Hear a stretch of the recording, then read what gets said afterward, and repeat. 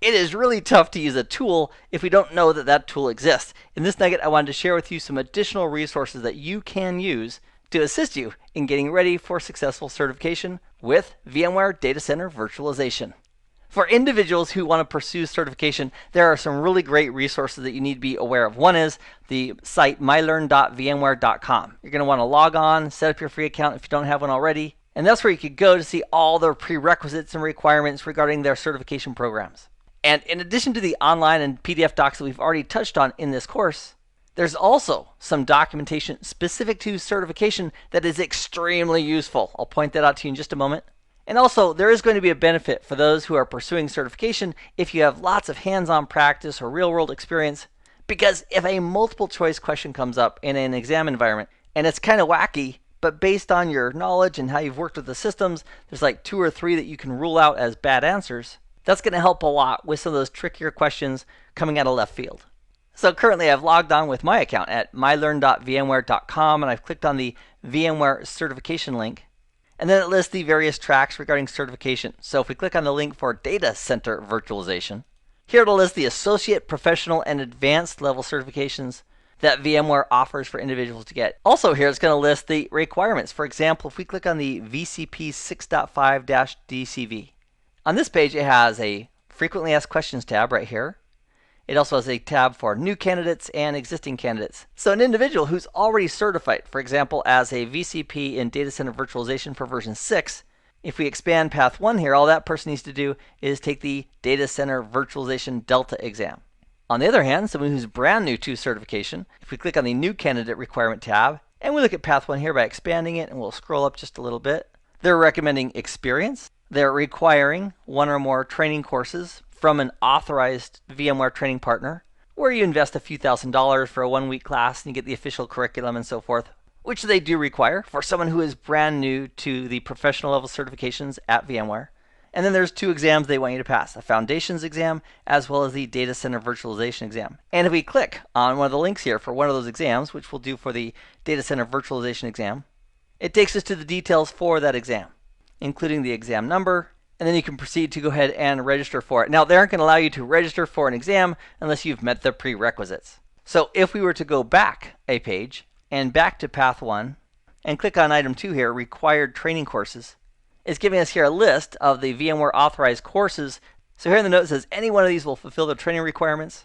And if they change any of that, of course, they'll update the website to reflect that. So mylearn.vmware.com is the place to go for the latest and greatest information regarding these certification requirements from VMware. So we'll close that. And if we click on one of the exams again, for example, the vSphere 6.5 Foundations exam, and we scroll up a little bit, there's a link right here to download the exam guide. It's an incredible resource. So if you download the exam guide, you'll have the latest and greatest version as of the moment you download it from their website. Let me give you a peek at how useful the exam guide that you download from VMware.com can be.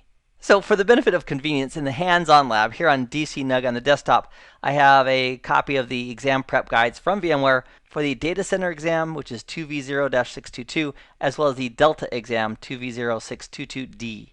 And again, you'd want to get your own latest and greatest versions of these documents from that download link that we just looked at a moment ago at mylearn.vmware.com. So if we opened up one of these exam guides, let's go ahead and grab the 622. And it's opening the .pdf here in Chrome on the lab computer simply because I don't have a different PDF reader like Adobe Acrobat installed. So this is the exam preparation guide. As new versions come out, you'll get that latest one from VMware site. And if we scroll down a little bit in this guide, it's got a table of contents, the purpose of the exam, the intended audience. And here in section 2, they're listing a laundry list of objectives that they may cover in their certification exams. And they're sorted by section and objective. And it is pretty daunting, the number of topics that they have here. There's a lot of content that they could be asking us questions on in a certification exam. So there's currently 10 sections, which is a boatload. So then we have this part called part number 3, which is tools and references, which can be used to help prepare for the certification exam. They're also stating that all the hyperlinks that they're providing are accurate as of the time they publish this document. And that's another great reason that we'd want to pull the latest and greatest version of this exam prep document from VMware site to make sure we're looking at the latest and greatest information. So for example, in the blueprint, let's say we're looking at section 1.2, What this column is showing us is the related documentation sets where we can go to find additional information or documentation about those topics. So in section 1.2, this document, and this document, based on these check marks, are all relevant for section 1.2. And case in point, let's say we were looking at modifying the default expiry time based on an objective in section 1.2. Well, what we could do is we could go ahead and just click on this hyperlink right here, and it would take us to that documentation. So let's do it. We'll go ahead and click on Modify Default Expiry Time. And actually what I meant to do, let me go ahead and use the back button here, and I'll page down to where we were again. There we go. What I intended to do is right-click and then open that in a new tab so I can go right back to this document without losing my place. So if I open that in a new tab, it takes us to documentation regarding how to modify the default expiry time for the VPX user account. And then right here it talks about the VPX user account that vCenter server creates on each of the ESXi hosts that it's managing. And the password expires every 30 days. And if you want to change it, here's the parameter in the advanced settings that we could use to change it. And the list goes on. If we go back to the exam prep document and scroll down a little bit, there's another table that continues on. And sometimes it's referring us, for example, in here in 7.4, it's referring us to a larger set of documentation. Or other times it's taking us to more specific documents regarding the VPX user as an example. So this is an incredible resource that I wanted to point you to that you could use as you help prepare for your certification. And another tip that I want to share with you that's helped me quite a bit is to go ahead and have a bookmark for the online documentation that I use all the time. So I have the PDFs locally, and I also have bookmarks regarding, for example, vSphere 6.5. Another tip that people have found very helpful is to have bookmarks as well. So by setting a bookmark to some of your favorite documentation landing pages, it makes it that much easier to get right there.